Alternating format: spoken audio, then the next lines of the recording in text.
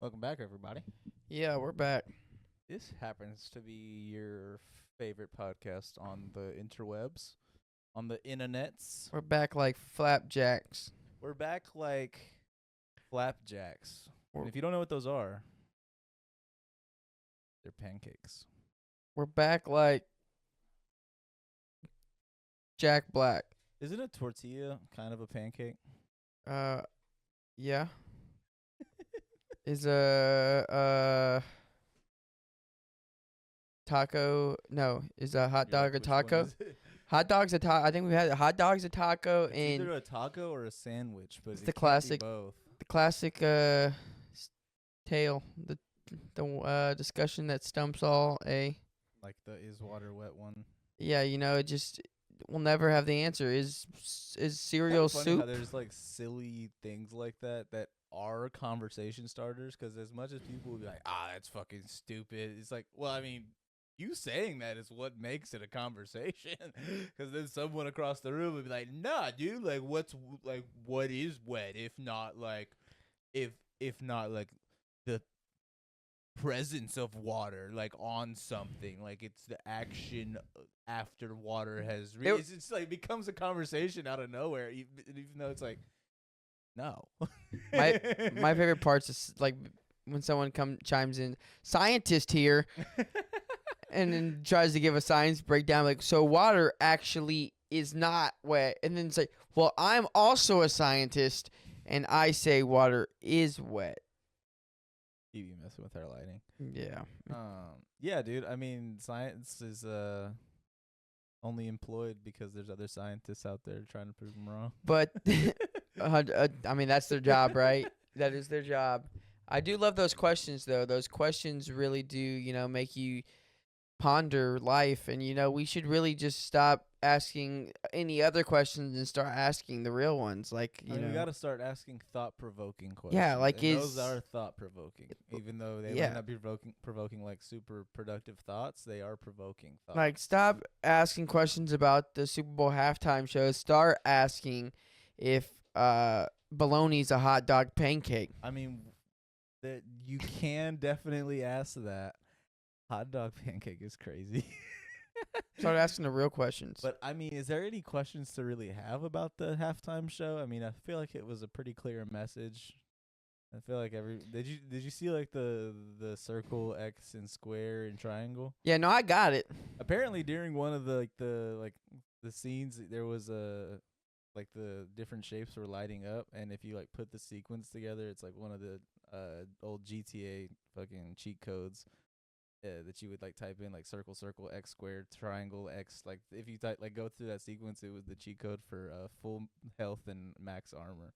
For real? Yeah. That's Like I don't know if he intentionally did that or if it was like, His somebody team? just like saw that and like just like put it together. But that's fucking crazy. if that is, yeah. Damn. I mean, there's a lot of Easter eggs. It's just something for people to unpack and have a voice on nothing, But basically. I mean, that's kind of what the halftime show's supposed to be. I mean, like It's funny because when people were like, "That shit sucked," it was boring. I'm like, and someone will try to say that's not art. I'm like, isn't the whole point of art to make you think or like what is art? evoke Whenever- an emotion? Justin Timberlake sexually assaulting fucking. Is that the Super Bowl? Yeah, it was Super Janet Bowl Jackson? halftime show. Yeah, Janet Jackson. It was the halftime show. That's crazy. But nah, honestly, I thoroughly enjoyed the halftime show. I thought it was great. Anyone who says they couldn't understand a word, if you listen to Korn and or Pearl Jam at any point, then I mean, like at the end of the day, it's like anyone who's like on the wave of saying, "Well, I can't understand it." It's like, okay, well then it's not for you. This is a very simple like transaction here. You don't have to like everything that comes out into pop culture. It's not a requirement. You don't even have to like the halftime show. I mean, what was it last year? Fucking, I don't even remember who it was last year. Usher.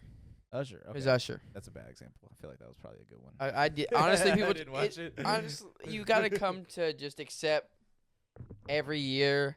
Because I get that like part of the Super Bowl spectacle is the halftime show and the commercials, But also, I don't get why like people make it such a like political statement. Like, oh no, I don't like this person that's performing, therefore I can't enjoy the Super Bowl To be fair, halftime yeah, show. no, yeah, that's true. To be fair though, Kendrick's halftime show was political.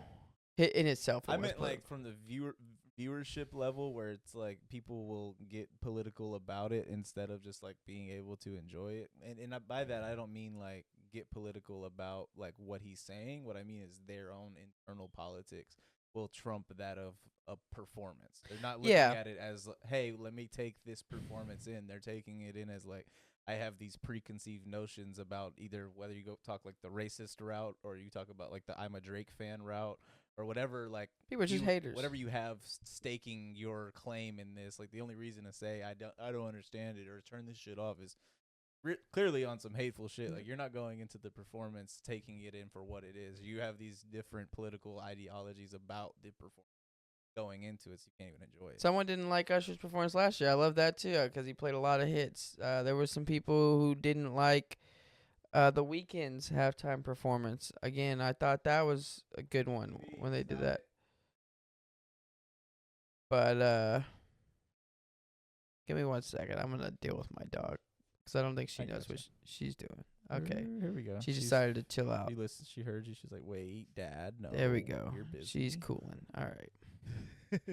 Gotta take her to the vet You gonna today. give me the side eye PB just because you had to go to the vet today, dude? That's Here's not cool. here's the thing. Don't let the vet try to sell you more than you need, 'cause they will. And I fell for it. So I was like, yeah, maybe you're right, but then I knew the whole time that they were not.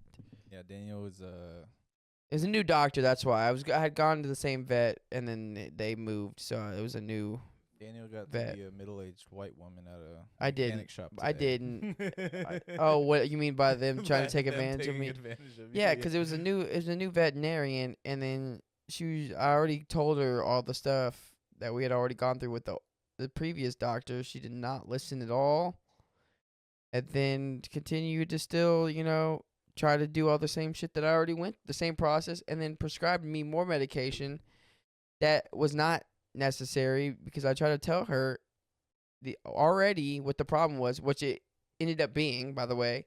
Because she's like, well, it might be this. I was like, nah, we already did the test. So she did a whole nother test, which they charge you for, by the way, which I was like, there's no Shit. need for that. Yeah, and then just told me exactly what I already knew and what I tried telling her, which she ignored. And, it's just great. You got to love them. It's doctors, am I right? Yep. I mean, you gotta be careful out there. It's crazy because They'll get you. when you come to know, like, our medical system, the healthcare system, and notice how, like, doctors are, a lot of them. So it's really hard, I think, to find a good doctor. It's not just hard to For find you a good especially. doctor, but it becomes increasingly harder for like the old adage of people saying that like, yeah, sure, other countries have free health care, but like we have the best doctors in the world here. It's like, maybe like one or two, but I've met a fuck ton, and I don't think all of them are the best in the world. I don't think I'm like your average primary care physician is better than whatever of everyone else getting free health care. I can't imagine that it's that much worse because of how low the fucking bar is here. Nah, I will say that they do say that it takes longer to see. Yeah, for like major physician like to treatments schedule and one and stuff like stuff, that. But for yeah. what you're talking about, just getting a fucking medication for your dog, Yeah. like, that's pretty running. But even just, I'm talking about, doctors in general. I'm not Correct. trying to discredit doctors. I just think doctors in general should be more empathetic towards patients, maybe. Because, I mean, you're in the line of people getting sick and dying, and your whole job is to help people. Isn't it kind of weird that this is on topic but a little off topic? But it's like, isn't it kind of weird how like some of the best doctors are like have that little bit of autism to where they might not be like socially great with people. So like you might know everything and have all of the answers on how to treat a problem, but you get 1-star reviews because nobody likes how personable you are. It's and stuff important. Like that. It is important, but like it's weird how like how important it can be. Like at the end of the day, you go to the doctor because you want your shit to be treated, but you don't want to be treated like shit while they're treating you. Yeah, I So think it's like there's a fine line of like how much do you know and how well can you act like you know. maybe and some then of those also two people should go into medical research. Maybe, but it's not always like how you pay back your student loans. That's true. That is true. So like that's kind of the bind that we're in is that like we want the best and most knowledgeable doctors, but that comes at some, not always. There are some doctors that are very personable, but at a certain cost is like that level of, well, you might lose some bedside manner in getting more, like, I guess, training and information in this doctor's head. I'm not like excusing it by any means, but I'm playing a little bit of devil's advocate. How we as like patients don't really think about that, where it's like we kind of want someone who's very, very by the book, but then like also someone who's socially not so awkward to where I can like feel like I can be personable with them. But like, how many people do you know that are like that? Like all the No. personable people I know are not doctors. No, because you want someone you're able to talk about your symptoms with, and someone you Right. feel comfortable about explaining what's going on. Like You it hear is someone, important. yeah, you hear so many horror stories about just like doctors being dismissive, Oh yeah. or just oh nah, you're fine, Right. right? And then you come to find out they didn't see a problem that was there that could have easily been identified if they would have looked just a little bit further, Right. but they don't want to. Right. I mean, malpractice is a thing for a reason, like it happens every day. Yeah, dude. People just, and it's tough because they'll dismiss it for, a lot of times. Don't get me wrong. I mean, I can go on both ends of this issue here, but obese people, they will dismiss a lot of issues. That, oh, you're big, That's true too. which is not good. As a doctor, you should still look into these things, ask Yeah. certain questions, and maybe do certain exams that are necessary for that. But I also get it, because of course there is a lot of health complications that come with being overweight, which I think we should still, pay attention to. A lot of people try not to pay attention It's to like that, I think there's a conversation, but to there's be a middle had- ground there. I think there's a conversation to be had about like we can accommodate, but also we should be treating health problems. Shouldn't be accommodating on your health. Does that make Yes. sense? Like we can accommodate as a society for that of which you can't control, or that of which you can't deny, or won't be changed by today or tomorrow, or anything like that. But we would also want our doctors, the people that are in line of telling us whether or not we should or shouldn't do something because it can affect whether or not we'll breathe tomorrow, is probably somebody we don't want to be having like to hold their tongue. This is probably someone that should be able to speak with you like, hey, this is what's going on, not have to like kind of, for lack of a better word, accommodate to your feelings to make sure that you're aware of the necessities, but not offended by the diagnosis. And I think we've kind of gotten far away from that, where like there's a lot of diagnoses that like it fucking doesn't sound fun to hear. Like I can't imagine a doctor enjoys telling someone they have cancer of any kind. So like whenever you hear it, obviously it's 10 times worse because you're the person dealing with it. But like at the end of the day, this isn't fucking fun for anybody. Like we have to treat health issues as health issues and not treat it like it's a fucking playground and we should all be fucking having fun and enjoying our time at the hospital. But see, I get that, but I think that's what plays into the fact why we don't have personable doctors. But I guess the point the reason I posed the question is like, why do you think like we don't think about that? Is because like we need personable doctors. I get it. Like I understand like why I would want a personable doctor if I was in the bed type of thing. But I also don't know if it's a requirement for the job. Like if you're perfect at diagnosing and perfect at treating illnesses, then like why do you also have to be perfect at telling me that it's a fucking great Yeah, but mistake? also if you're shitty at being personable and you don't know how to do your job, then it's like that's most That's of not it. what I said though. Yeah, the thing is, most of the people. I think the thing is being personable is being able to make your patient feel comfortable. feel comfortable. But is that something? I guess like what I'm In trying a to way, dig at yes, it is that necessary Is that a necessity because to an extent. well, let me finish. What I'm saying is that a necessity because we've implemented it to be necessary? Is it truly necessary for a surgeon to have bedside manner? No. No. I mean, it's not. It's not really even necessary for a primary care physician to have bedside manner. their true necessity for that is for you to feel comfortable. Yes. And I get that. That's what I'm saying. I understand the reasoning for it, but I don't know if that's truly necessary. If we got our comfort from understanding that this person is knowledgeable and will take care of the thing, I don't think we would need to feel like they need to hold our hand. Yeah, But but I don't know. Obviously, I'm speaking from my perspective, but like that, what I meant by that is like, why don't people consider that? Like, because it is one of those things where it's like, I would rather you be knowledgeable than know how to hold my hand. yeah, I mean, it's whenever you're not knowledgeable and don't know how to hold my hand where I have problems. no, well, 100. I would definitely, I think on that end for sure, 100%, rather than be knowledgeable than hold my hand. Right. But I think the problem going into that is like most of the time you're like, I don't even know if I can trust this doctor because there's so many doctors that are just they again brush shit to the side and like whatever, or they're in the business of prescribing whatever they need to prescribe to get their paycheck And see, like, and to help out what their I company. guess that is kind of where it becomes it. Whereas like we do view our doctors as very transactional, A lot of instead them are. like instead of actual like healthcare providers. And I know that a lot of them are, but I think that's kind of the bold faced lie of our healthcare is that like we have the best doctors. You'll be treated with care. You'll be doing all these things, and you're going to be paying to do it. But it's also it's a facade because like we've said, it's like it doesn't really get practiced perfectly. And an old adage from fucking band class when I was in the 6th grade is you can practice, but if you don't practice perfectly, then it's just like you didn't practice at all. All right. No, basically. And this is what happens. You go and you sit in a room for an hour. Then the nurse or the nurse's assistant comes in and does all the shit. Right. And the doctor comes in. Everything looks all right. How are you feeling? You're like, well, I just have this. Like, it might just be this. Go do this for a couple days, and then we'll Right. come back and we'll see, right? And then they're there for 5 minutes, and they leave, and you're like, all right, cool.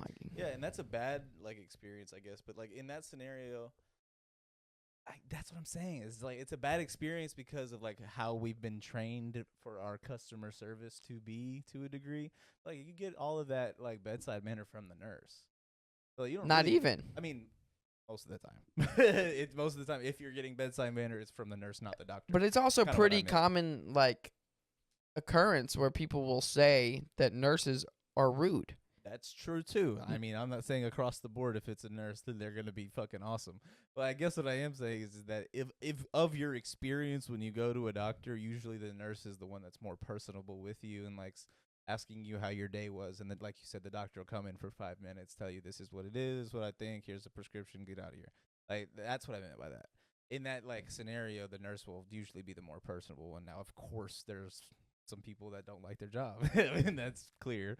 But I guess what I'm saying is that you already get that bedside manner from like one part of the visit. I don't know if it needs to Potentially. be through and through. It kind of just feels like something we've just addressed as like a customer service. I guess where I'm at aspect is of it. like, For yeah, like business. Like I want to make a good connection with you so that you tell your friends I'm a good friendly doctor. You know, like I don't know if that means anything. It's just simply just no, marketing. I mean, they don't have to, maybe they don't have to be like necessarily friendly, but it's also like, what I'm saying is like, in a sense, you need to be willing to ask the right questions. You need to be willing to have a conversation with your patient. Right. Most of the doctors aren't even willing to go that far. They're just like, oh, I got your vitals and stuff. What are you feeling? Oh, okay. And don't even really, because the thing is, most of the time they have so many patients, they're like, I just need to get through this because I have to go to the next one. Mm-hmm. Like, there's so much they have to do. So it's really just them trying to go through the motions. Just, okay, what do you, could be a multitude of things. And half the time it's like, oh, I might just give you to a specialist. Right. Right. I mean, yeah. So and then that works though. and you can think about how many times in the dental industry how they're mad because they've gotten referred like 2 or 3 different times. So by the time they get to you, they're mad. I mean, fucking every day, but at the end of the day, that's like from an office perspective, you just have to know how to talk to people. Like if at the end of the day, it's like, yeah, no, I understand that you're pissed off, but we don't do that here. I don't know why they sent you. Like I would be pissed off too. I'll call them right now. Hey, why'd you send this patient over here to yell at me? Like that's what I'm saying. Is I just talk to people like a fucking person. And while I can understand how that might be rare or whatever for people's experiences, it's like that's kind of like from my experience been a pretty normal thing where it's like if somebody's mad walking through the door, it's like 2 things. This isn't a fucking like restaurant. I don't have to serve you. Like if you want to be an asshole to me, I'm sorry about it. You're dismissed. Like I'm not gonna do any of that today. And I haven't had to do that because usually I can kind of diffuse the situation if one arises. But like at the end of the day, it's the second part of it is like, yeah, no, I mean you're not mad at us, and I can talk to you about why you should be mad at them or why you are mad at them and are right to be. But it's like I'm not gonna deal with any of that anger. We can address each other as new people because I've never met you before. Yeah.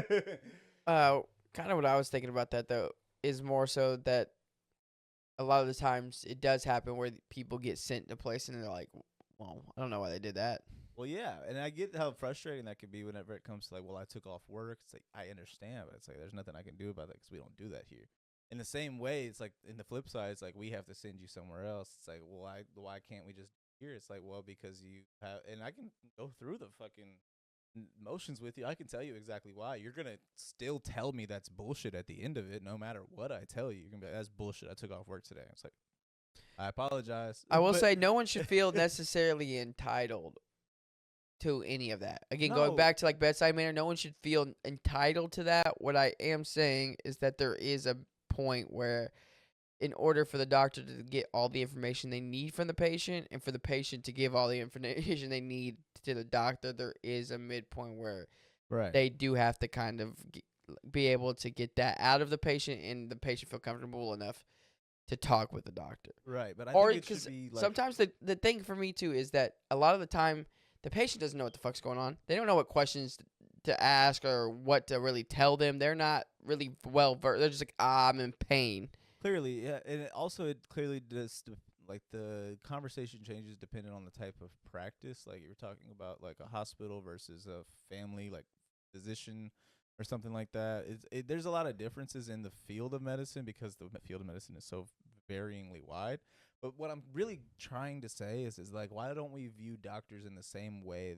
And I do mean like doctors of like, hey, I have a flu or I'm sick. Can you do a couple tests? Like that type of doctor, like a primary care physician. Why don't we look at them like As influencers. I was I'm not kidding. going to I'm say kidding. that, Go ahead. but I was going to say like, what's it called? Like an expert that gets called into like a court case, right? It's like this is an unbiased person. Now, obviously, there's a lot of doctors that are biased because of the medications they prescribe. But we should be able to look at our doctors as this is an unbiased person that is expert in their field. They have an understanding of everything that we're going to be discussing today.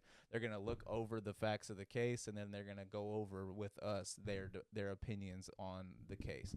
Like, obviously, the case is you, the patient, and what you're going in there for in that terms. But, like, it should be that. It's like, I don't really care how you say it. I'm just here to get your professional opinion on the thing that I'm experiencing. Now, obviously, there is a certain, like you're talking about, a personable level to be able to gain all of that information. But I'm just looking at it as like, you don't have to be my friend as long as you're asking the questions and giving me the answers. No, yeah, no. You know, That's kind of what I'm saying. I'm honestly would even go as far as say, like, I prefer you not. Just talk to me. Let me know what the fuck's up. But like, I don't want to hear your opinions about the Super Bowl halftime show. Yeah, I don't give a fuck. I don't give a fuck. It's like I forgot what comedian had the bit where it's like their doctor was maybe a little too cool. I forgot who it was. Like it was either Soder or yeah. I think I can look it up while you're talking. Giving them like medication and shit. They're like, whoa. I don't know if my doctor should be that cool, calling me up like after hours and shit. You're like, I don't know if you should be, prescribing me Adderall when I don't need it, but cool that you are, Dude, I have one line for a bit if I do an open mic. You want to hear it? It's not great. I want to hear it. It's not great. I've been kind of working out some material that I want to. It's not good, by the way. It's gonna be my first open mic. I want to do it. Oh, while I'm doing this, also quick promo. March 23rd, Sunday, March 23rd, this year, The End, Houston, Texas. Full lineup, 3 DJs, 3 bands. It's going to be going from 6 to midnight. It's going to be a bunch of different genres. The flow is going to be cool. Of course, the crowd's going to be awesome because I'm helping promote it. So, and I'm throwing it on. I booked the artists. And the venue. I got my team helping me out. It's going to be a good time, a great time. We'd love to see you guys out there. It'd be awesome. I would really appreciate that. But yeah, going back to the bit, I don't know whose bit it is. I can't find it. dude. Yeah, I don't know, but I'm sure we'll find it after. But so the bit kind of goes. It's like so it's like, yeah, my girlfriend always asked me to give her a bunch of hugs and a bunch of kisses, right? And I was like, yeah, I heard that that's like good for your health, whatever. She's like, yeah, it's good for your physical. I was like, fuck, how did it was? Oh yeah, I was like, yeah, I heard they said that it's good for your health, and fuck, I had it right now. Sorry, I got it now. I got it, guys. It just came to me. Hope you fuck it up again. We're gonna look. Let me make it. So I was like, yeah, my girlfriend really loves to give me a bunch of hugs and kisses all the time, and they said that it's good for your physical health, and by they I mean my girlfriend, and by physical health I mean she doesn't beat me. That's not bad. I like that. Yeah. So it's an opener. I don't know. I had some other ones. I had right now. I'm working on something about basically how men. We can't help being like simps, dude. It's like we were like born to be this way. I mean, Adam was the first simp.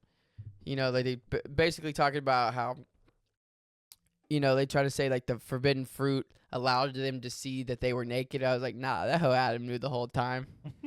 You think he was taking that fruit? If he didn't know, he's like, hey, Adam, disobey God, eat this fruit. And he's like, what fruit? Fruit are we talking about? Wait, which forbidden fruit were we talking about? He said, I'll do anything if, oh,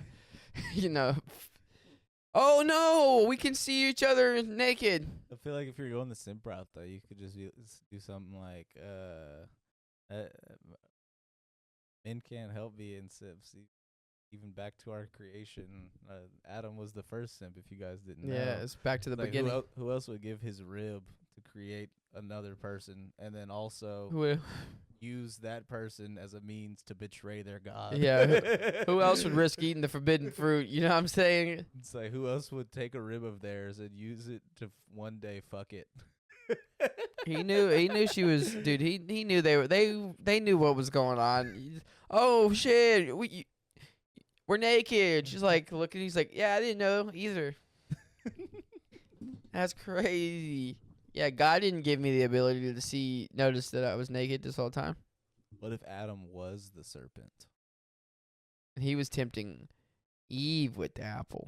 Now, I don't know why you say. Why do we say assume apple? And it says forbidden fruit. Oh yeah, forbidden fruit of knowledge. They're puss. Yeah, dude. They didn't get much knowledge because they were farmers.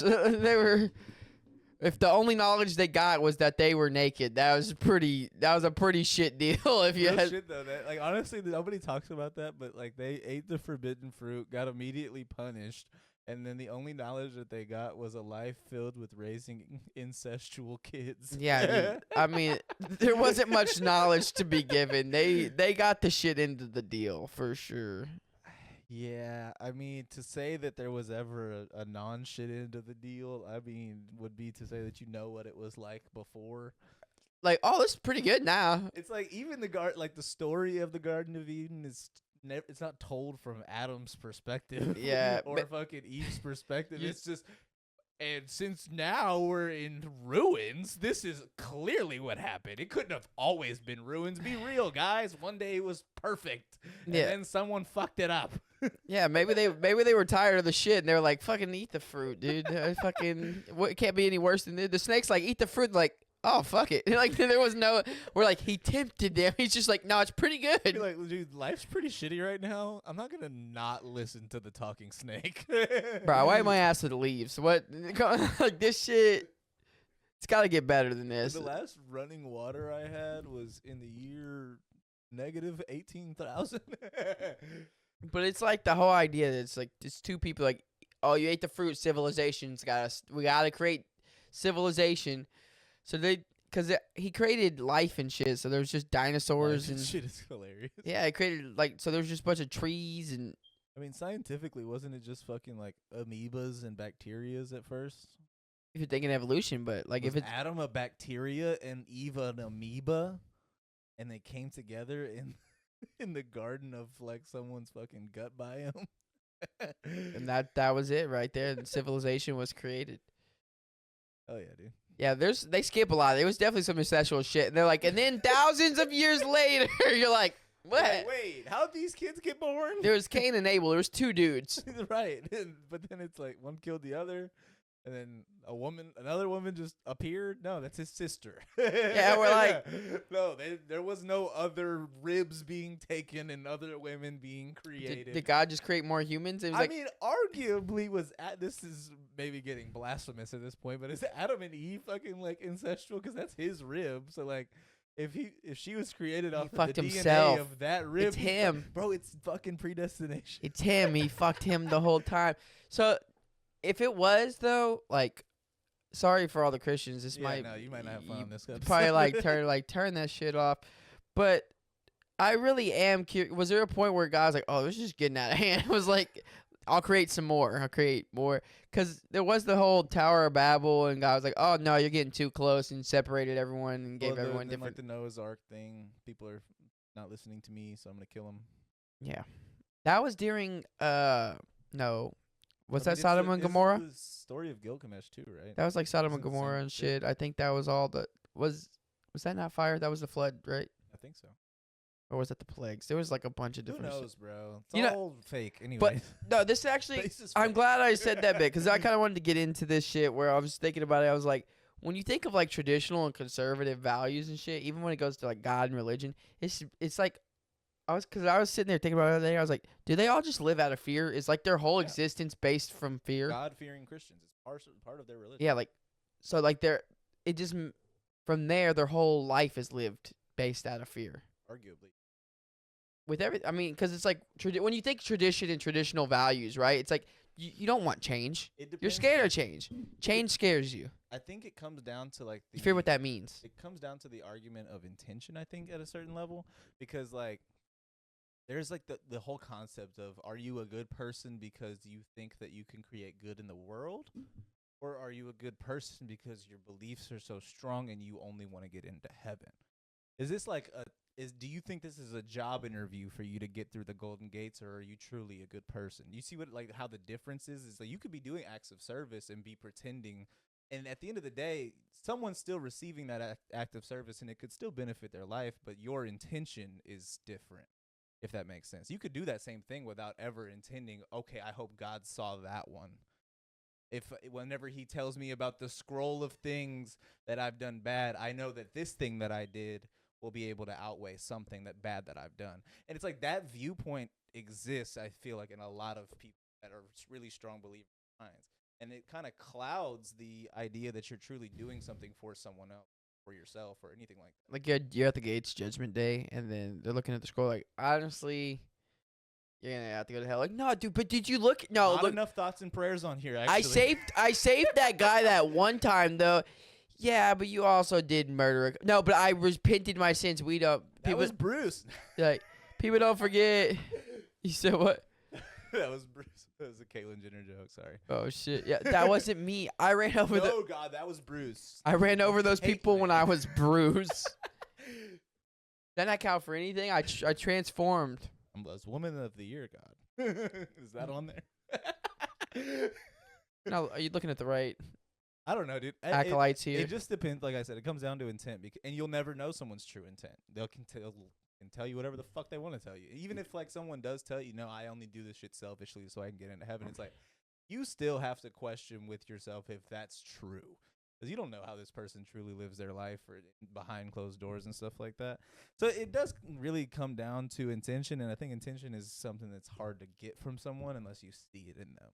Like you can see someone intending on doing something and having really truly no benefit from doing. But the moment someone says that, you're like, you shouldn't be telling me that. This has become dirty. You've dirtied your good deed by bragging about it.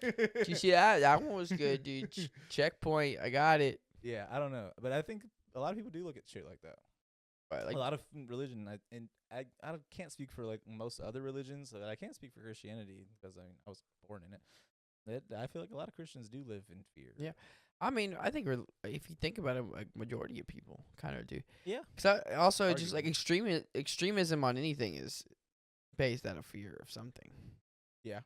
The fear for whatever the thing you don't get, the fear of not being able to get what you want. It's like a polarization. You're just trying to save yourself so far that you go like basically higher other. Yeah, because it's like, what does it mean if it doesn't go the way I want it to? Right. Like the fear of what that outcome could be radicalizes you so crazy in your head because you're like, I can't imagine a world that's not the one that I envision. Now, arguably, not to like again play devil's advocate, because it does kind of combat the point that we're making here, is that like sometimes that's good. Like To radicalize you? no, to live in fear for something.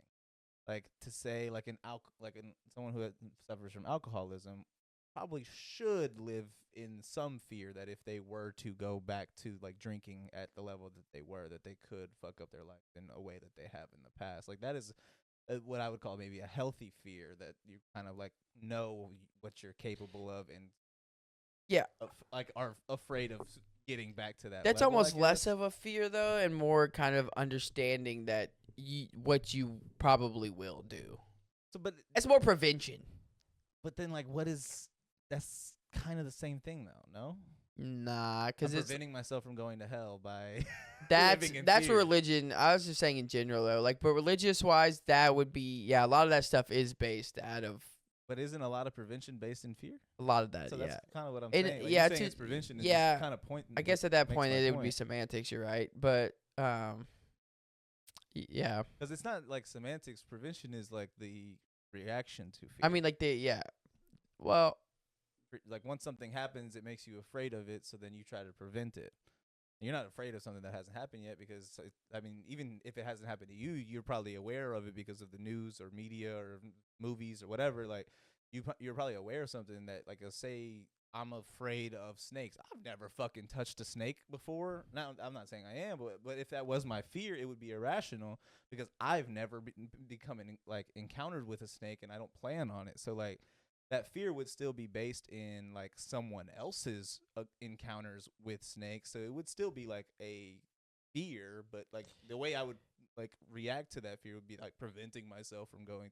I guess it's like if you're preventing yourself from not burning your hand on the stove, it's in fear to a degree. Burning your hand on the stove. Yeah, or like you know that if you were to do that, it would burn. It's just because I guess also I was thinking was like why you get your brakes fixed is to prevent yourself from crashing. But it's like, is it out of fear for crashing necessarily, or is it just more so you don't crash because you that depends on don't how want you to view it, because die that could potentially. be a maintenance conversation where like it could fuck up other things in your car, and that would potentially cost more than just changing your brake pads. And that's also the understanding though, like if you drink more money, like if I have unlimited money, I don't care. Fuck up the car, I'll buy a new one. You know, like it is. Yeah, correct. Everything that you're trying to prevent from is based in fear. Yeah, I'm with that. He's like, I'll hold true. Yeah, fuck it, I'll hold true to that. Yeah, I guess that would kind of go into thinking that, pure love is just you kind of understanding that life is temporary to a degree anyway, so. I saw something, I don't remember what movie. You should still get your break. I don't want to die, but I'm going to eventually, but like not right now. Agree. I saw something recently where it was like, do you want to have a life of happiness or a life of meaning? I forgot what movie it was from, but essentially the quote was, do you want to have a life of happiness or a life of meaning? Do I have to choose one? Both. Yeah. It's like impossible. To have a life of meaning, you have to, and he described it better, but basically what he was saying is those who chase happiness are living in the moment at all times, and no matter what's happening, they don't think about the past, they don't think about the future. They are entirely within that moment. That's how you find true happiness in this world. Those who want a life of meaning have to be considerably worried about the past and considerably worried about the future, to understand the lessons of others and the lessons of themselves, to go forward with the knowledge that they have, to bring brightness to a goal that they would like to achieve. Can't really live in the now doing those things. You have to be basically say you have to have your finger on the pulse so much that you are happy, that your life would have meaning.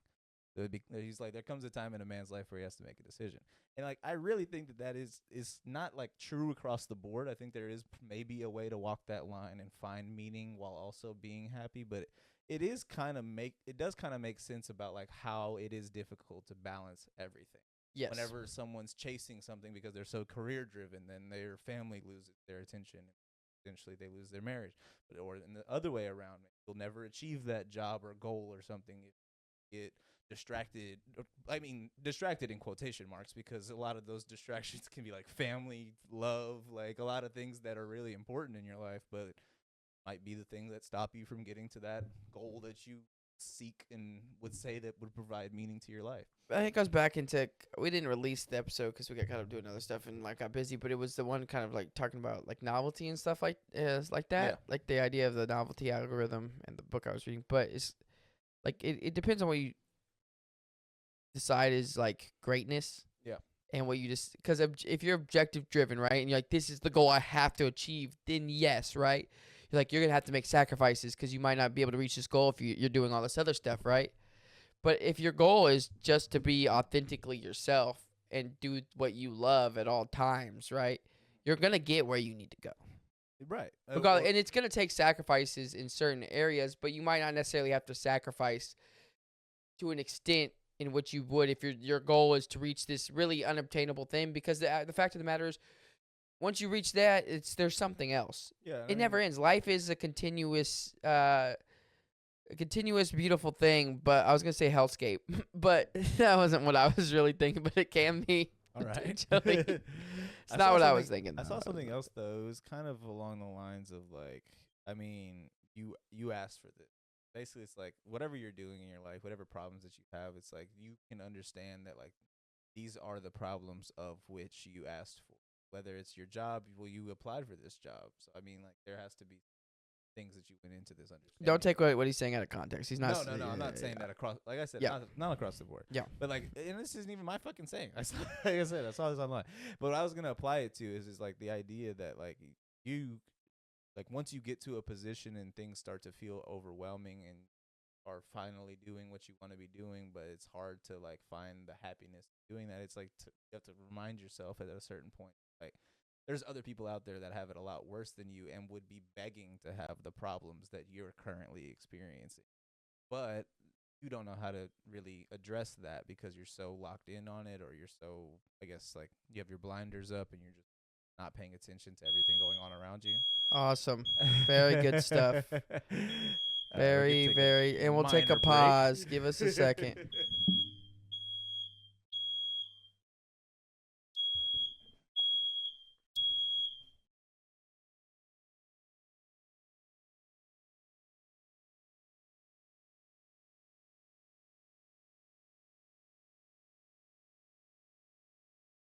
Go the other way, Ryan. That way.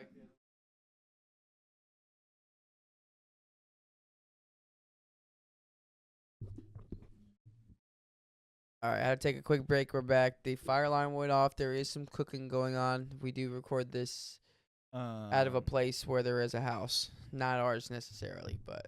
No, we don't. No.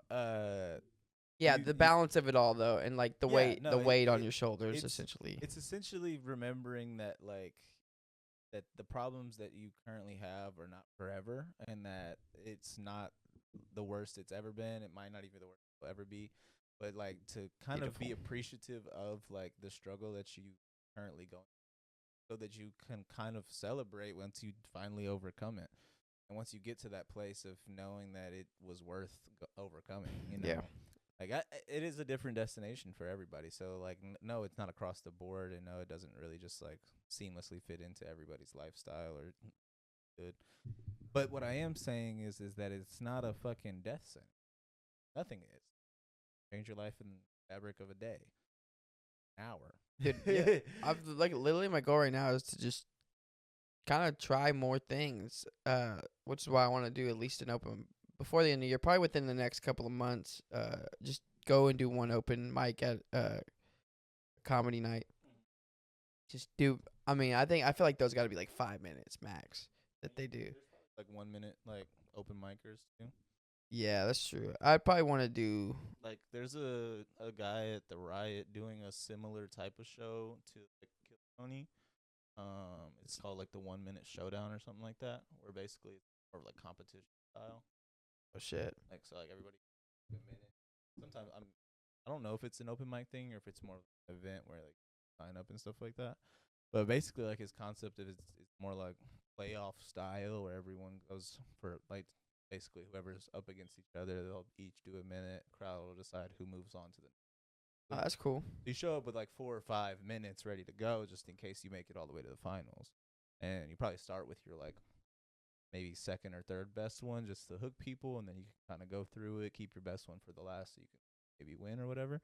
But like it becomes like kind of a silly thing where like you see these like the talents of different people and like the styles that they have for different minutes if they change up their style or if they kind of double down.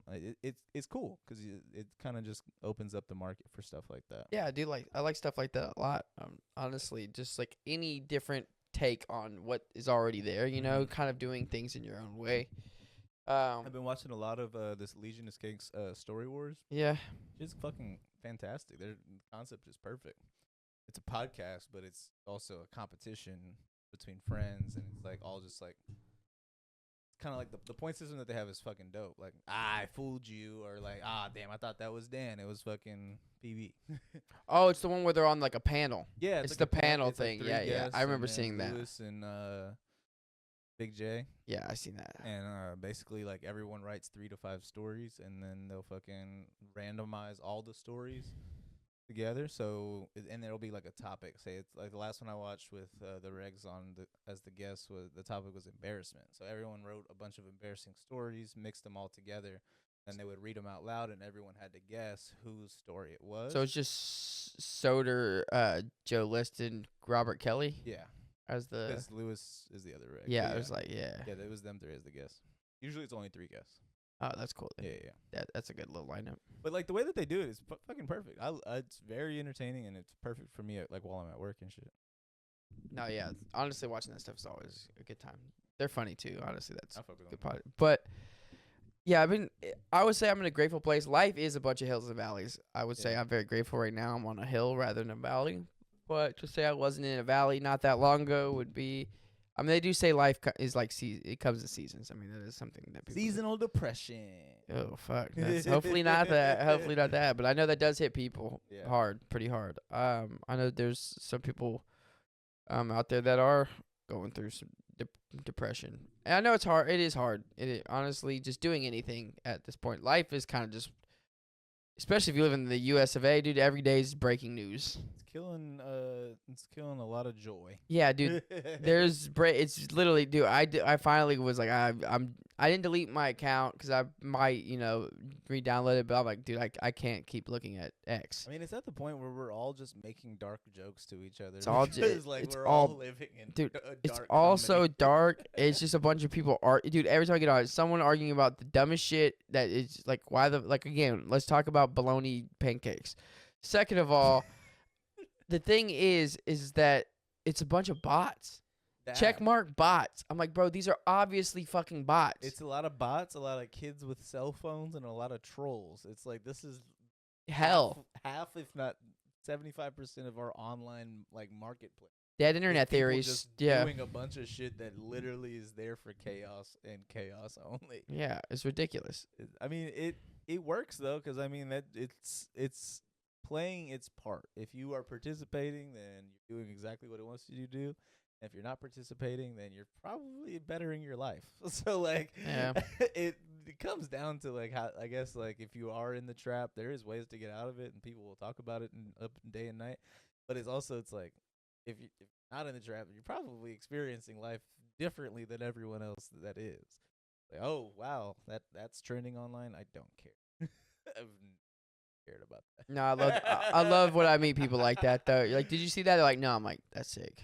It literally, like, I was talking to somebody today. Like, I was like, I saw this shit yesterday on Twitter. She was like, oh yeah, I don't have social.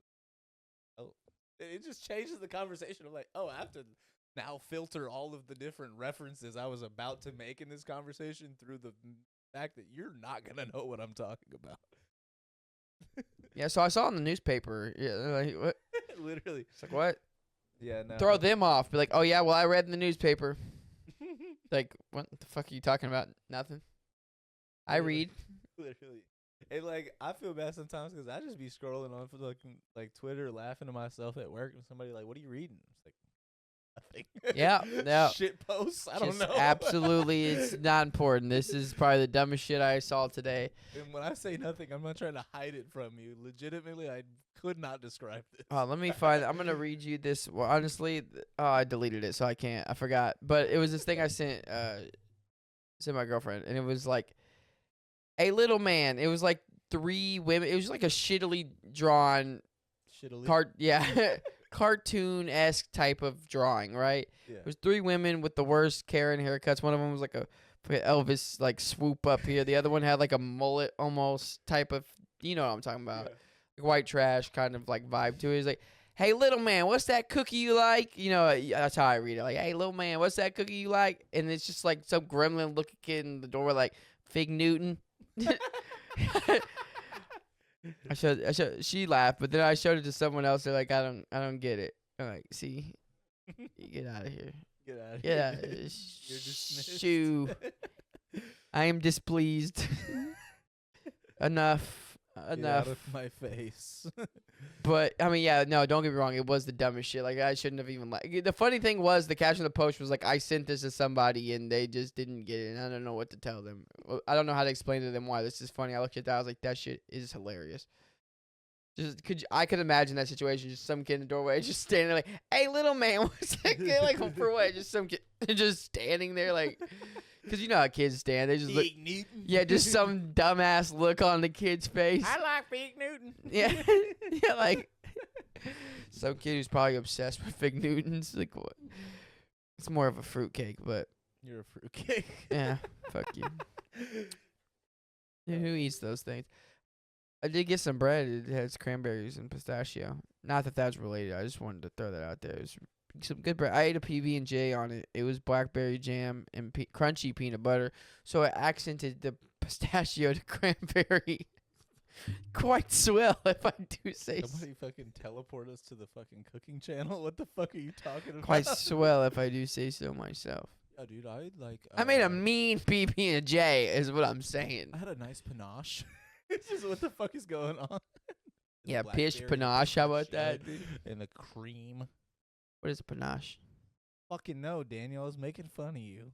Dude, but that'd be good if I don't know what that is, but if it's something If delicious. And the other guys, he's like, no, we used to bully him. That's why I learned fucking ballet. It's like, wait, you learned ballet to bully the kids? It's ironic. It was ironic. Yeah, but if the panache per se was delicious, then you could name something pish panache. Pish panache instead of pish posh. Yeah, dude. Or like the panacher machine. The fuck is that? Like the washer machine, but the panacher machine. Yeah, and don't do that. Okay. Someone's gonna look at that and be like, "Is that a time machine?" The panacher The panacher is crazy. Yeah, bro. Or maybe are you up for some panache later? I'm gotta look this up. I'm about to look this up. I don't know what the fuck panache is. P-A-N-A-C-H. You don't know, dude. No, it's spelled. I think I could have spelled that wrong. Panache. Mr. Doofles, what do you think about the word panache? Oh, dude. Is he? What does it look No, like? I was gonna say something. No, I don't think that's a food. Oh, you're lying. Panache.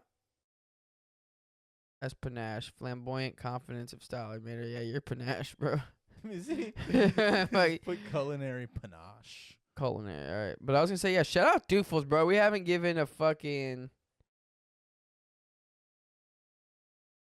Is it still nothing?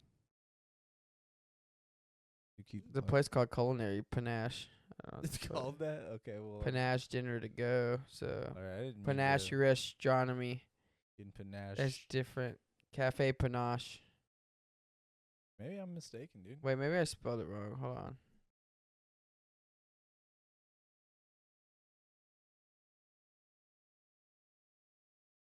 We're looking. A dish that combines different flavors, colors, or shapes of ingredients. You might make a panache of lobster and crawfish. Forgot that's how you spell that. Peas and carrots or blueberries and raspberries. Yeah, shout out Doofles, though, dude. Give it to everyone. Just give it up for him one time, dude. He's been here Not since the beginning, but pretty early on. Dude's hanging out. He's chilling. He's up there. He's goofing. Goofing One off. of a kind, dude. You don't. If you have a doofus, dude, show him love. Just hug Wants your to show kids, us dude. love. Just hug your kids. Tell them you love them, all right? But look at that guy. Looks high as shit. He's living, laughing, and loving. He is high as shit. Look how high he is, bro. He's like way above our heads. But nah, you can't don't fall into the doomer shit. There's a lot of tough shit going on, dude. Don't let all this breaking news bullshit get to you. Remember to love the people next to you, dude. See, the thing for me is recently I've been trying, like, my whole thing is like I don't want to fall into that, dude, because honestly, the more I've kind of been like getting away from that, I've realized how many people are like just not just not in a good mood, not having a good time, like most people. You know, I think that has kind of become more a little normal. I don't know if it's just like, I guess like a setting type of thing. Because I mean, like I have met a fair amount of like really good people as well, but it's like it's like kind of weird when you meet good people. Yeah. It's like at an event or at like you have to like kind of go out of your way sometimes to like something with your friends. Like for example, like I probably wouldn't have met like Chalk without you guys meeting him first, and like that was like that's a good person I would say like that we've met recently. But like Very cool guy. very cool guy. But also it's like we maybe would have never met him in our like going lives if not for where'd you guys meet him at? Man, It was at at Soul the Fest, bro. festival, right? Yeah, I dude. didn't remember exactly which one, but Just really crazy, like who you're gonna meet at one, bro. You never know what's gonna happen. and I mean Ali, same thing. Fucking Our camping neighbors, yeah. fucking Mark, same thing. Fucking Sergio, same thing. So it's like there's a bunch of people that have just like like literally wouldn't have met if not for circumstances. Like, Yep. not just at the same festival, but at the same campsite and happen to be. Oh wait, we live in the same place too. Like we can link up whenever type shit. It's like that's a strange event that happened. You know, it's not just like you're walking down the street and going, "You're the coolest person I've ever met." People aren't open for those type of like conversations or interactions. I feel like we have entered at least in our like realm a very mind your business at society, and I feel like it's always been kind of mind your business, but not to this degree. Yeah. Life is definitely becoming more Curb Your Enthusiasm-esque. Yeah, I mean, I don't know. I feel like people are noticing it though. Like Cue the music, like, yeah, like if you just like laugh about it with somebody, like people get it. It's like you've probably looked over to the camera that's not there on some fucking office shit, waiting for someone to cue a laugh track. Bro, I was at fucking dude, I was Like, at is anybody watching this? dude, I was at Office Depot, bro.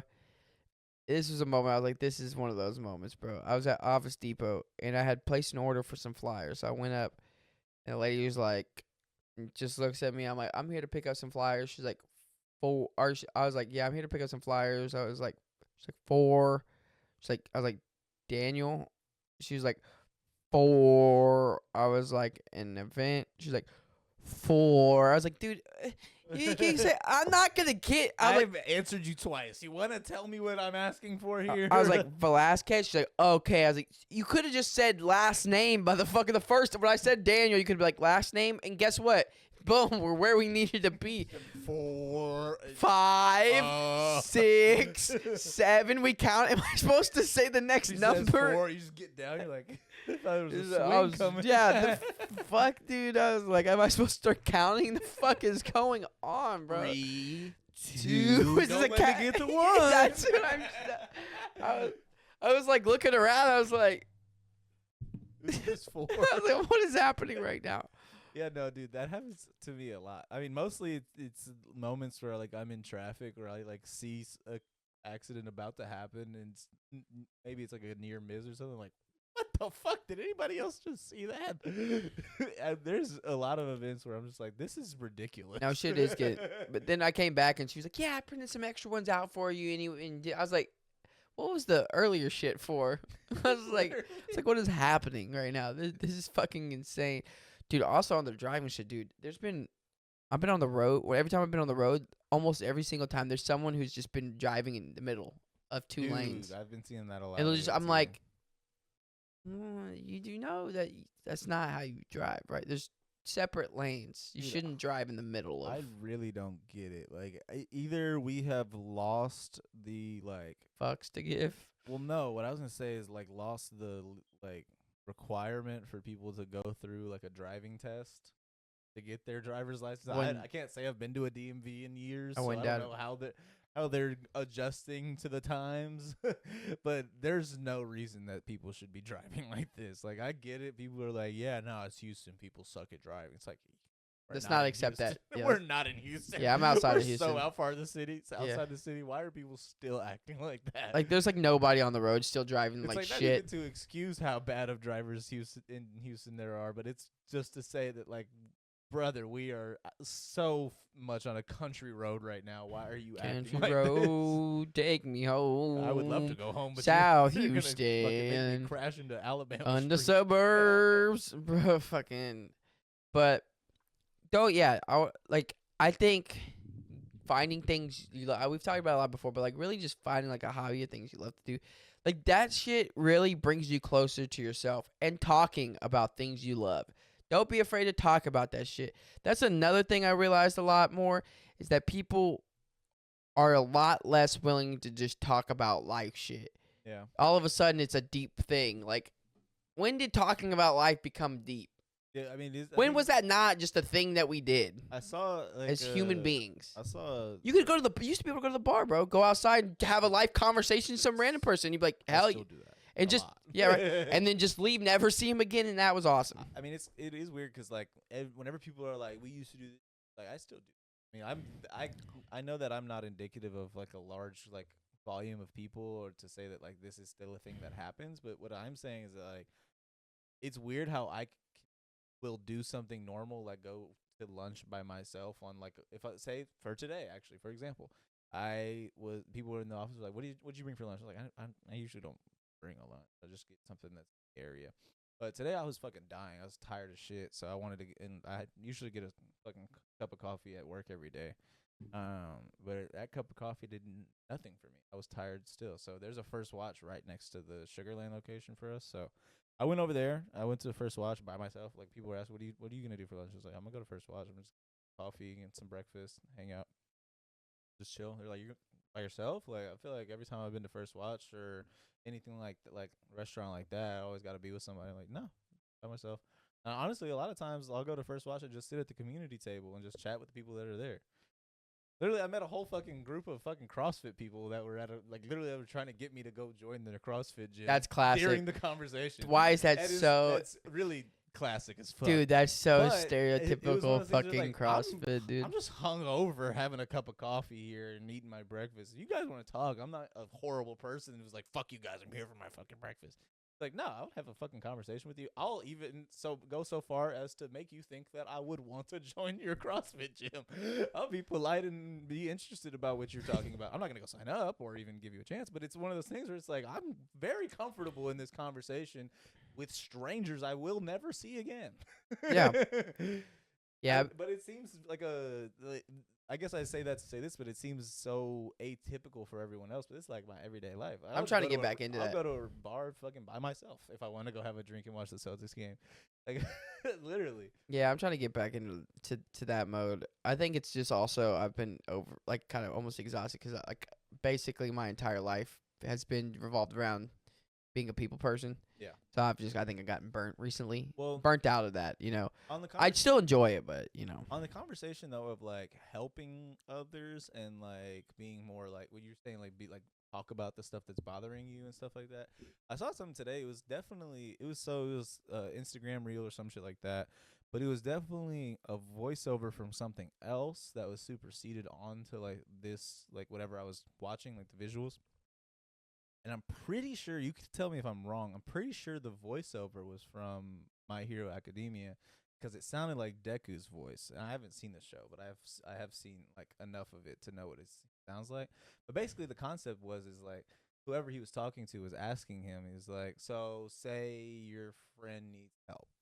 He's like, I would do everything. I would do anything that they need. I'll do whatever I need. He's like, so like, even if it's like, difficult for you and out of your way, it's like, yeah, no, I mean, obviously I would put all of my stuff to the side to help my friend out. I would do this and that, and I'd be there for them. Like, even if it was difficult for them to talk about, like, you would still want them to share that with you. He's like, yeah, I mean, as hard as it would be for them to talk about, I would still want them to share, because it would be even harder for them to go through it by themselves. And he's like, all right, so I'm going to just remember what you just said. I'm going to change one thing. It's you that needs help. It's like, oh, I'm going to bottle that shit up. It's like, it literally is that. You will go to the ends of the earth for the people that you would go to the ends of the earth for you, but you don't give them the opportunity to, because you tell yourself, nah, I'm going to just eat that shit. And people do that shit every day. People will do that shit in every situation, regardless of struggle or grief or whatever the situation may be. People do that every day. It's like, you will not allow your fellow man to be the person that you rely on, because you think that they need to rely on you. And that's a falsity. You rely on each other. Yes. That is community in a nutshell right there in its most basic form. It's like being able to have that conversation to talk about stuff without judgment, you know, because especially right now, dude, it's like, dude, eggs are $10. That's crazy. I don't Dude, like eat eggs I'm like not that. going to lie, because we go every week. Eggs were, no shit, like $2 or $3 for like a 12, for like, it was probably like some change for a dozen. Went back. It was $4. It's like $6 nearly for a dozen. It's 9 and some change for 18 pack. yeah, or the lesser version of that, it's like 8 and some change. God damn. Like 7 or 8. I'm like, bro, what the fuck? So it is. I mean, everyone's feeling the crushing weight of just, you know, having to see all this bullshit go on, and someone be like, we're, you know, on one. It is tough because it's against each other at this point, dude. There's a lot of tension rising. Become that. Yeah, it's tension rising because everyone's like, you did this and you did that. It's like, bro, on the average, I don't think most people really give a fuck, but we just identify with these things that we think are our identity, and we're like, this is who I am. And if you topple that, then that's everything I know. Bro, you could adapt. You're a fucking human being. You can adapt. We can learn new things. We can figure shit out. Like, being an American is that, you know, dude, and the thing is, I hate to say it, in a way, I am a proud American, because there is a lot of cool shit, bro, that we do here in America. I mean, there's a lot of cool, like, festivities that we have, a lot of different cultures that we have that are really cool, you know what I mean? The idea of fly fishing is stupid as fuck, but that shit's hilarious. I want to try that one day. NASCAR, the dumbest thing of all time. You're just watching cars go in a fucking circle. But you know what? People die by that shit for some fucking that shit. What? So people die in that shit. R.I.P. Dale Earnhardt, bro. Yeah. But yeah, no, it's just like there are so many cool things about this country, but we get caught up in some bullshit, bro. And it's like, and the thing is, I think for me, like, I find my joy in a lot of art, you know, because art allows you to not only express yourself, but to, like, you someone else's version of expression in whatever way it is. I think that's also why I like more niche shit, because I'm like, okay, even though it's more niche, you're like, this is kind of like how this person felt when they did this shit. Like, somebody created this, and like I like to kind of put myself in that spot. Like, okay, like I've been even like with film. Like, there was this thing I'm watching called Decalogue. Like, the dialogue in that, like the sound, like kind of like the stillness of some of it, and like the dialogue is really, really well done. You know what I mean? It's not like, I wouldn't say it's like the most captivating where you're watching, you're like, oh shit, but like it touches you, like it pulls an emotion out of you where you're like, holy shit, you know what I mean? But it's not like I'm watching it, I'm like, oh fuck, you know? No, yeah. But I'm like, oh god, that's some touching shit. Like, that shit's real. Right. That's a real, like whoever wrote that, like, wrote some real shit. Right. But I wouldn't like say it's, you know, I don't know. I could say it's a masterpiece. Some people have said it's a masterpiece, actually. See, but that's the thing is the like, well, it's difficult because like you kind of just drew two conversations like into one, because in the concept of art, it is subjective. So a masterpiece is something that is very compelling to you. Definitely say that about literally anything. If you fucking banana strapped to a wall, you can say it's a SpongeBob. masterpiece. It is. But yeah, agreed. the conversation started with was kind of like about life more than art, and saying that you see about life. It's kind of difficult to draw that comparison because life isn't as subjective. It is more objective in a lot of ways. I mean, the subjective parts of it are the parts that experience that I don't, basically. Yeah. But the shared experience is objective than subjective. It's Like a little bit of both. objectively, we're on a podcast, but subjectively, you're you and I'm me on this podcast.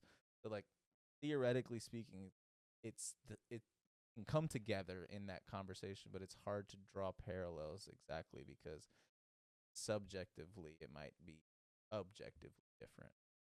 Or like if you're a different person than I am, talking about a law being changed, we're having our subjective view on it, but it could affect us objectively differently. No, it does, and I mean, So that's why it's hard to draw that parallel. Like going back, it's really tough because it's like, for instance, a perfect example would be like Elon Musk being like, "We're taking down fraud." One person's like, "Yes, he's taking down fraud." The other person's like, "He just said that." Like, just because he said that, now all of a sudden we're like, "This guy's taking down fraud."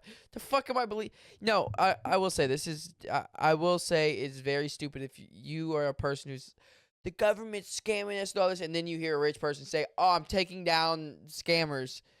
And you believe that part? That's too you. He's not the government. He is now. Yeah, come on, dude. No, I mean, I think it's funny that people don't look at it like in a similar light as to say, like, okay, well, Elon's always been this troll, funny guy, the anti-establishment, doing all these things. He buys this app. He kind of like changes it a little bit, gets governmental backing, and now is the type of person that's just like, I don't know if you've been seeing it lately. He's just like straight up calling people out. Like, we'll take a video of someone saying something that's anti-conservative, liberal, or something like that, or even against him, and like quote tweet it and like, look at this person doing this and this. This is, that ain't you, dog. Or maybe it was always you, and you were just playing the game or whatever. But like, it's a strange. You like, are establishment. You've become establishment, and now you're looking for people. You're like, look, this person's shitting on me. Can y'all believe it? Look at this person. Cancel culture. Yeah. You're using it to your advantage. Now you have the availability to cancel people without them doing anything cancelable other than just telling people that they don't agree with you. Yeah. You can do that now that you own the app. And half of the companies we rely on. Yeah. Some kid shit right there. It's definitely kid shit, but it's the way I describe it is and this might not even be the best. It's unfortunately because he's empowered. It's lame shit. It's the lamest shit you could do is be the guy at the top saying, "Hey, don't you want to be my friend?" Like, what are you doing? Either be the anti-establishment person that's running us all now because you fucking can, or be the guy who's happy-go-lucky and fucking wants to create change, but you can't fucking do both. Yeah, Mister, I'm changing the future with Boring Company and this, and then I don't know. I just can't ever trust anyone who's just like, look what I'm doing. It's like they're being transparent. I'm like, yeah, I'm sure they are. Yeah, they're transparently telling you something. That doesn't mean they're telling you everything. Yeah, or even if it's the truth, I could say anything. Yeah, I mean, even if I guess what I'm saying is, like, even if I told you 70% of what I'm actually doing, you would only be aware of everything I'm telling you. You would think it's 100%. It could be 5%.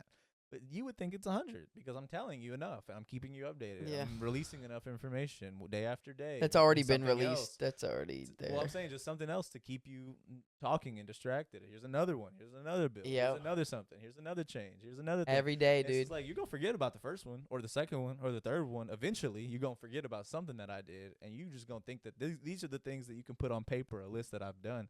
You don't know everything I'm doing. You don't have to know everything I'm doing. No. I'm the government now. I can hide this shit. Without a doubt. But what I was going is like, we're focused. Exactly. We're so focused on that shit now. It's like, yeah. And we're turning against each other for it, dude. But I think the turning against each other thing is still just a level of like kind of ignorance, because it's like people are like, see, you voted for him, you got him in there. It's like, well, now you're discounting the reason that a lot of these people voted for him. Like, most people in most elections vote for their wallets. What is this going to mean for me financially? So whenever you look at it that way, it's like a lot of people that voted for Trump probably don't even fucking support their vote now. Fucking 3 weeks out. You know what I mean? But like, they can't. I mean, if they do say it, no one's going to be sympathetic to them, saying like, "Oh, what am I supposed to say now? You voted for him. Like, I don't give a fuck. Like, I don't have to be sympathetic for you." But at the end of the day, it's also like, I fucking told you so, motherfucker. But at the end, like, even if we still have to live it together. But it's like, even if you knew everything you know now on election day, would it have even changed your mind? I'm not saying that it shouldn't have, but what I'm really saying is, how much would you have bet that this stuff wouldn't have happened should the other regime have taken over? No, that was the thing I was thinking about too. Is like, does it make it any different if one's doing it in private or one's just yelling it in your face? I mean, it's the both hands belong to the same body. Basically, it's like there's just one controlling power and a red and a blue hand that we get to vote for. Yeah. There's the control. But one's just saying a bunch of random shit, and the other one's like, "No, we're fine." Right. Which one? I mean, it's like just because one's telling you it's all good. good. It was like me want good thing. And then the other person's like, "How you pay for a good thing?" He said, "He want bad thing." Basically, literally, it's like, I mean, we're just being that stupid as a country. Hey man, God bless America, home of the free land. So going back to what you were saying earlier, it's like, it's not that I'm like not proud to be an American. I'm just not entirely proud of what that entirely entails. Exactly. And I think people that are in the military community would be so quick to tell you it's like freedom is earned, and you don't understand what it took to be able to get to the point to be able to say these things on a podcast or have free speech or whatever. It's like, I understand that. I'm not saying I don't appreciate my freedoms. I'm saying that there is a lot of things that we've done in the name of freedom that are not so fucking free. No. This is where I'm at. In these conversations, I think with more people that we have the conversations with, we need to stop making statements and stop trying to prove a point and just start asking questions. Well, but I mean, start asking questions so they can answer, and start trying to just keep. And if they start getting frustrated, like, I'm just trying to figure out where you stand. Right. Trying to figure out. I'm trying to get us to a similar. Because it's like, what does it mean to be American? What values do you care about? What's important to you? What do you like? Because you probably find that you have more similarities than differences if we actually talk about, like, what does this mean to you, and what do you care about? A lot of people are regurgitating information. It's like, this is why I care about it. It's like, okay, let's dissect that. Why do you think that is something to care about? And when did you start caring about it? Where did you see that? Where did this understanding that this is something to care about begin? And how did it get there? Was it told to you? Did you experience something? Did you have a family member that experienced something and told something to you? Like, where? And this isn't to discredit it at all. It's simply to, like, it's just to get some information so that they're aware of why they think that. Some people are willing to defend some shit that they don't even know why they fucking think that. It's just, oh, yeah, that's just how it is. It's like, well, no, that's not always how it is. Why do you think that's how it is? I also was talking, so a lot of, I was talking to someone who's here on a work visa, and they're actually really smart, dude. They're going to school and stuff here, too. They've been working on getting their citizenship for a while. They have their work visa for a couple more years. They're actually worried that when that's up, they might, we don't know what's going to happen. But the thing is, they're actually really smart, a lot smarter than a lot of people that, probably me included, a lot of people that live here. But it was explained to me, like, a lot of the people who get, like, fake socials or whatever, they don't get money back at the end of the year. Like, they don't get any money. And they actually do pay taxes, and because it comes out of their paycheck. Right. So they are actually paying a portion of taxes to the company and or to the government, because the company is paying the taxes, right? The company's taking out our taxes out of your paycheck, and they're paying that portion towards whatever. That's in companies that is like everything's above board, where like they're able to somehow, I don't know how they do. Some are getting paid under the table. That's what I was gonna say though. Is a lot of these jobs are cash jobs, where I'm paying you cash in your hand, so it's not traceable. Basically, yeah, so but you don't pay taxes on that. Yeah, there are a fair amount that are paying taxes. I was saying that only applies in the situation where it's like all above board. I don't really understand how that works when you're like corporate America and you have someone that's undocumented on your team. They have it's something to do with documents and well, stuff it's like technically that like without it's like a social security number that's not really like it's a weird. I don't understand that. I'd have to look into it. I'd have to look further into it, but it's something like that. I'm speaking a little out of turn here, but the thing is, I do think that only works for jobs where it's like you have a paycheck coming in instead of like cash, like work, basically. Yeah. Yeah. So the thing is, though, if people try to be like, oh, we have so many, like most of them aren't paying any taxes, and they're getting taxes back. I'm like, does that even make sense? Listen to what they're not paying any taxes. Somehow they're getting taxes back. Our tax money is going towards them. I'm like, do you know one?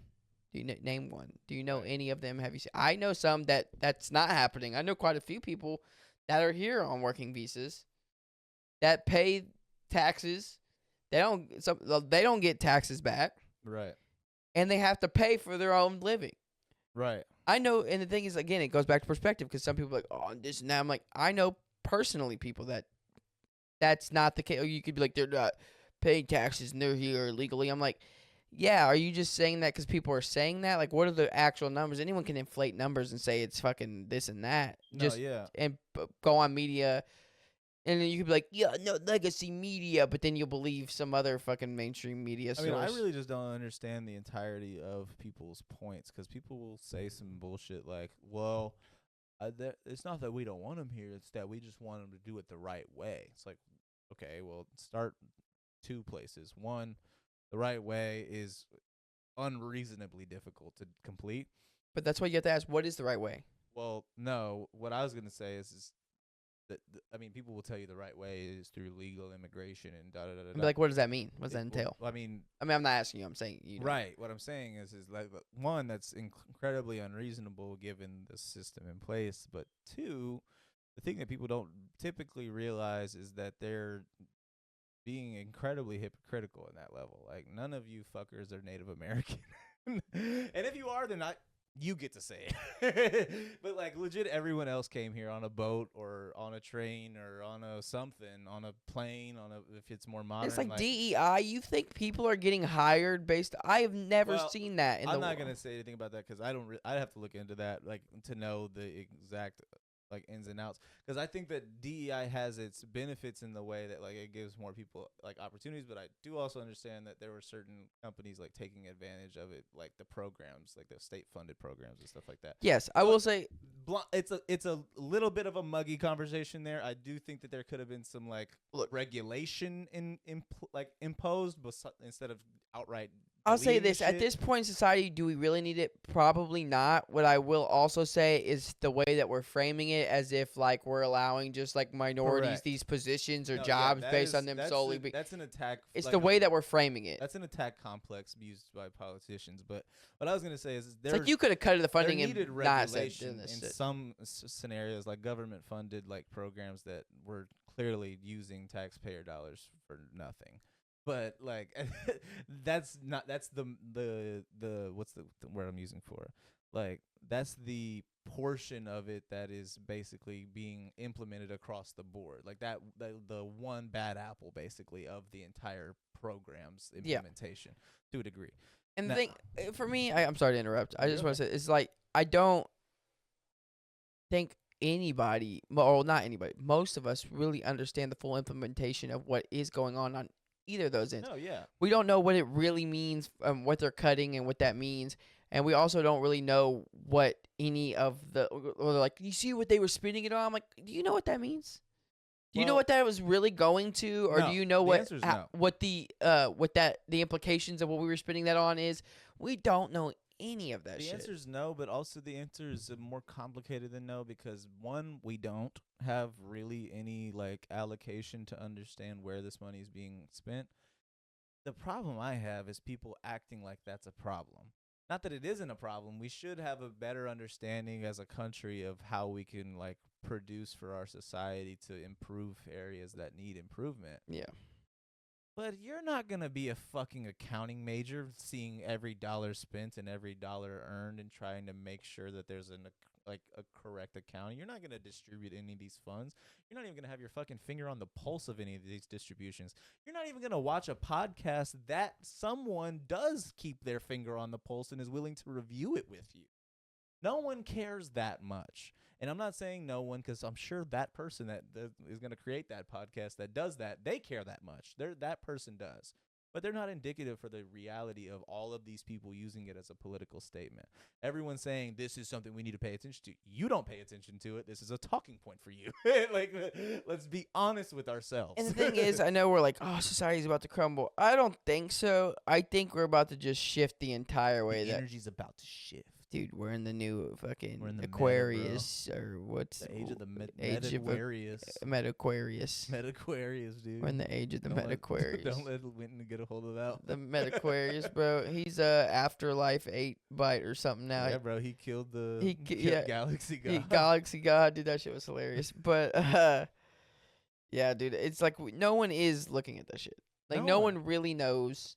And the thing is like Everyone's an economist and a politician come fucking election year, but Yeah. nobody really knows or pays attention to this shit in between. it's all a It's like spectacle. it's legitimately the Olympics. Every 4 years, we all act like we care about fucking gymnastics and soccer because the Olympics are on. In the same way that every 4 years we all care about the economy and immigration and politics because the fucking elections are on.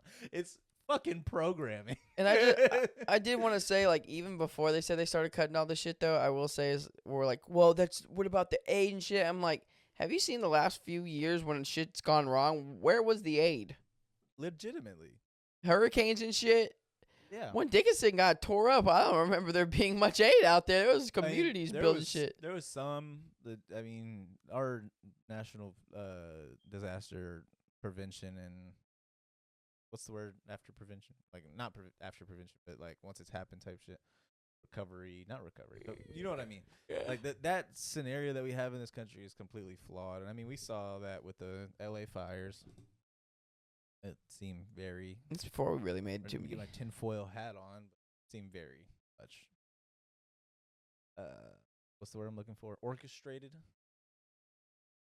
People lost homes, Josh. I'm I'm kidding. not saying that they didn't. I'm saying that there's might be someone responsible. That's no problem. Yeah, that might be true. I'm saying that the people that lost their homes should be a little pissed off at the government. I'm not saying that the people that lost their homes should be pissed off at God. That's That's the alternative. yeah. Yeah, all right. You know, I did see a thing where it's like when good things happen, everyone thanks God, but whenever a bad thing happens, no one ever blames him.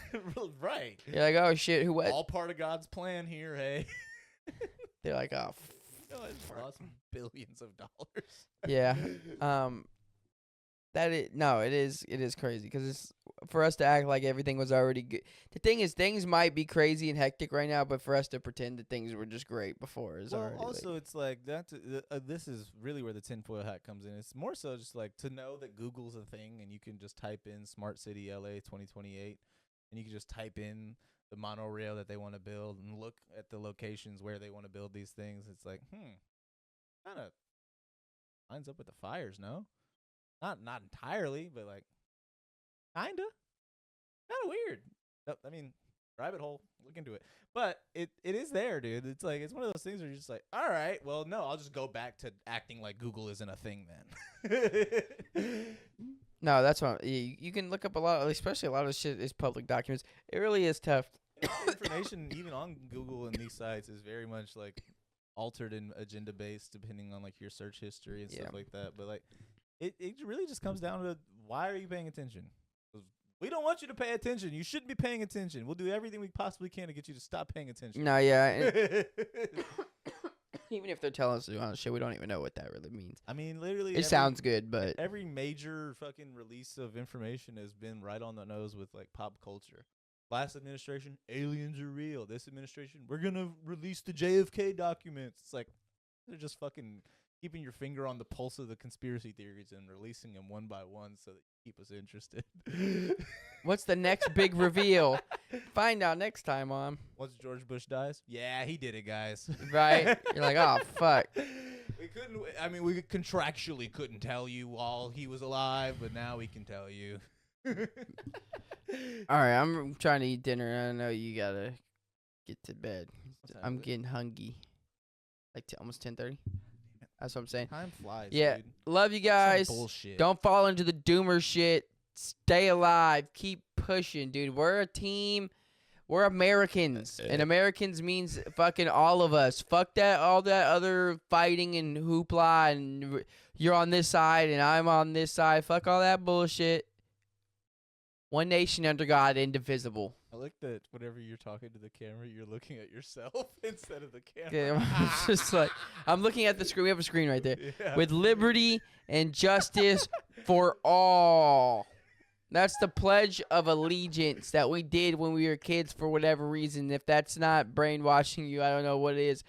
But we said that shit, and that's one nation under God, whatever your God is. It doesn't matter. You don't have to put that on other people, but you believe in whatever that God is. That's cool. It is crazy how far away we've gotten from like American beliefs, because like the end of the Star Spangled Banner is the land of the free and the home of the brave. It's like I don't know that many free brave people. A lot of people that are either free or brave, not both. Not both. I mean, there's some brave free people. Yeah, some. Kanye West. You could say he's brave. that man is brave, dude. I was looking at it, dude. I opened up. It was during the Super Bowl. Probably one of the reasons I deleted the shit. I opened up X and it was just some like, yeah, I love porn. I could thank the Jews for that or something. I was like, it was something along those lines. I was like, oh wait, you deleted it? You deleted that? yeah. So you didn't see the whole rant? What, today? No, like over the weekend. Yeah, no, I saw that. You saw everything that Yeah, he I said? just deleted it yesterday. So Like the thing that you mentioned was like the calmest shit that he said. no, yeah, the porn shit. Yeah, he said a lot of hateful shit. I saw a lot of the hateful shit for sure. And the free Diddy shit, I saw all of that. Yeah. That's all you saw? Because there's No, a lot worse. That's what I was saying. I was saying there was the halftime show argument, then there's the breaking news every day, and then there's Kanye right on time every single time. They say Kanye West is going to wake up and see the damage that Ye did.